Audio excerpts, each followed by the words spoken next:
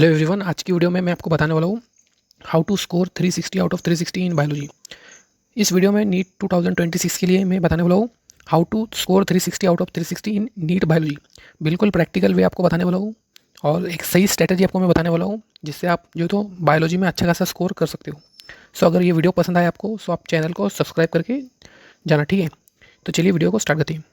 यहाँ पे मैंने आपके लिए कुछ पॉइंट्स नोट डाउन किए हैं। आप इन सारे पॉइंट्स को धीरे धीरे मैं आपको एक्सप्लेन करने वाला हूँ, तो वीडियो को आप यहाँ से बिल्कुल ध्यान से देखिए। सबसे पहला जो पॉइंट है कंसेप्ट अंडरस्टैंडिंग। ओके, जब भी आप एनसीईआरटी को रीड करो उससे पहले आपको अपने जो क्लास नोट्स है सबसे पहले उनको आपको रीड करना है। क्लास नोट्स रीड करने से क्या होगा, कंसेप्ट अंडरस्टैंडिंग जो है तो आपकी इंक्रीज़ होंगी। इससे आपको जो एनसीईआरटी के जो पॉइंट्स है वो कंसेप्ट जो है तो क्लियर होंगे। सेकेंड जो है तो एनसीईआरटी डिकोड होंगी आपकी। एनसीईआरटी जो है तो वो पहली बार पढ़ने में जो है तो बिल्कुल समझ में नहीं आती है, इसलिए आपको एनसीईआरटी को अंडरस्टैंड करने के लिए अपने क्लास नोट्स को जो है तो पढ़ना पड़ेगा। सेकेंड, जब भी आप एनसीईआरटी पढ़ने के लिए बैठोगे आपको पेंसिल या फिर हाइलाइटर जो है तो यूज़ करना है। इससे क्या होगा, आपका जो ब्रेन है वो एक जगह पे फोकस होगा और आप जो है तो एनसीईआरटी के जो वर्ड्स है, जो लाइन्स है, उसको अच्छे से मेमोराइज़ कर पाओगे। सो उसके लिए क्या करना है, आपको एनसीईआरटी को स्लोली रीड करना है विथ यूजिंग पेन और पेंसिल और highlighter and understand the meaning. NCERT में बहुत सारे वर्ड्स होते हैं जो हमको बिल्कुल न्यू होते हैं, तो आप चाहे तो उसको गूगल करके आप सर्च कर सकते हैं, उसका एक ईजी मीनिंग निकाल के जो है तो एनसीईआरटी को पढ़ सकते हैं।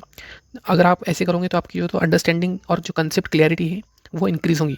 एनसीईआरटी जो है तो बहुत कॉम्प्लेक्स लैंग्वेज में लिखी गई है, इसमें जो है तो बहुत बड़ी बातों को भी शॉर्टकट में जो है तो लिखा गया है। सो इसको आप जो है तो इस तरीके से पढ़ोगे तो आपका जो अंडरस्टैंडिंग, जो कंसेप्ट है वो अंडरस्टैंडिंग आपकी बढ़ेगी।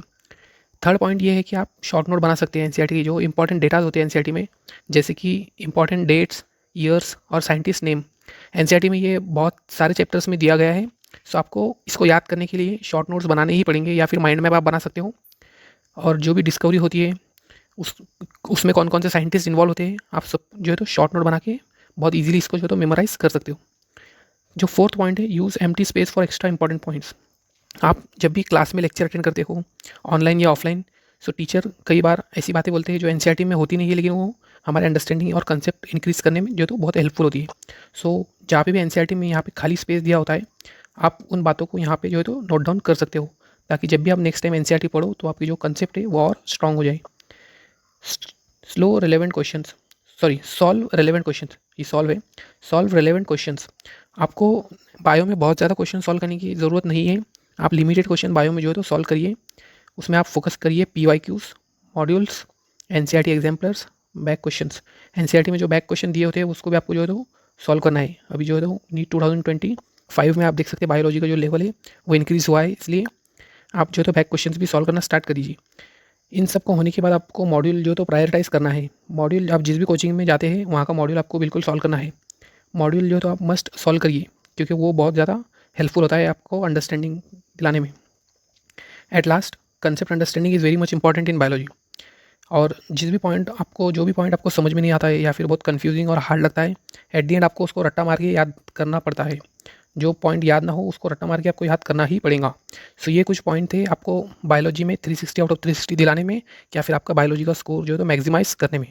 अगर ये वीडियो आपको अच्छी लगी है तो चैनल को सब्सक्राइब करके जाना। Thank you.